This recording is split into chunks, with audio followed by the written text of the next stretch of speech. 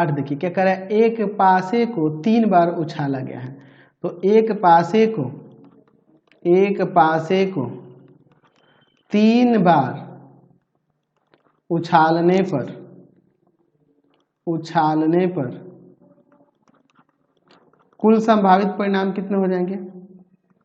कुल संभावित परिणाम कितने हो जाएंगे? तो वही ना हो जाएगा 6 का क्यूब यानी कि 216। ठीक है। अच्छा, क्या क्या होंगे सैंपल स्पेस में, कौन कौन से एलिमेंट?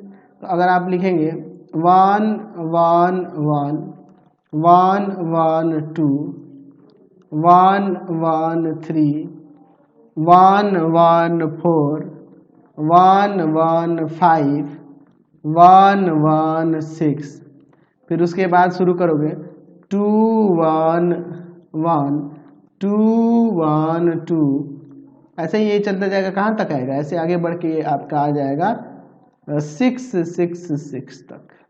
ये ना होगा एक पासे को 3 बार फेंकने पे ये कुल टोटल 216 परिणाम होंगे। अच्छा देखिए ई में क्या कह रहा है, ई घटना जो कह रहा है कि तीसरी उछाल पर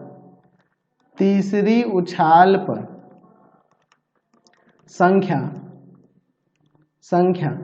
4 प्रकट होना।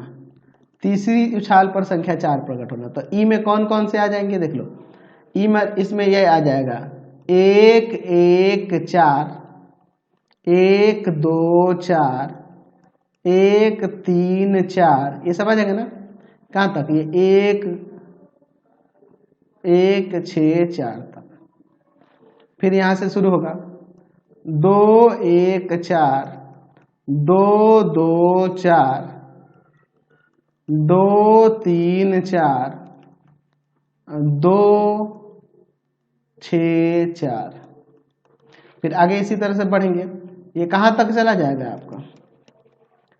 यहाँ पर आ जाएगा आपका लास्टली 6 6 4 तक।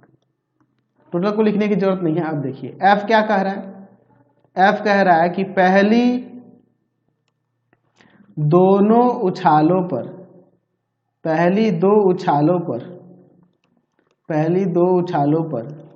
क्रमशः 6 तथा 5 प्रकट होना। ई जो घटना है, सॉरी एफ जो घटना है, कह रहा है कि पहली दो उछालों पर, पहले वाले उछाल पे 6 और दूसरे वाले पे 5 होना चाहिए। तो इसमें कौन कौन सा आ जाएगा? 6 5 1 6 5 2 6 5 3 6 5 4 6 5 6 6 5 5 और 6 5 6, ये ना आपके टोटल परिणाम होंगे एफ के, घटना एफ के लिए। अच्छा समझ गया ना, क्योंकि पहला और दूसरे स्थान पे तो फिक्स है, यहीं पे ना बदलेगा। 1 2 3 4 5 6 हो गया एक एक करके। अच्छा दोनों के इंटरसेक्शन की बात करें तो दोनों के इंटरसेक्शन में एक ही एलिमेंट कॉमन मिलेगा, ये जिसमें 4 प्रकट हो रहा है तीसरी उछाल पर, यही ना हो रहा है। तो दोनों का इंटरसेक्शन में बस यही अवयव मिलेगा 6 5 4। यानी हम लोग कह सकते हैं कि एलिमेंट क्या होंगे ई इंटरसेक्शन एफ में? 1 होगा। और ई में एफ में कितने एलिमेंट हैं? तो एफ में नंबर ऑफ एलिमेंट यहाँ पे 6 है। तो हम लोग लिख सकते हैं कि पी ई बाई एफ, ई की प्रायिकता जब एफ घटित हो चुका है और number of element in E intersection F और बाई में number of element in F 1/6 हो जाएगा। समझ गए? Question number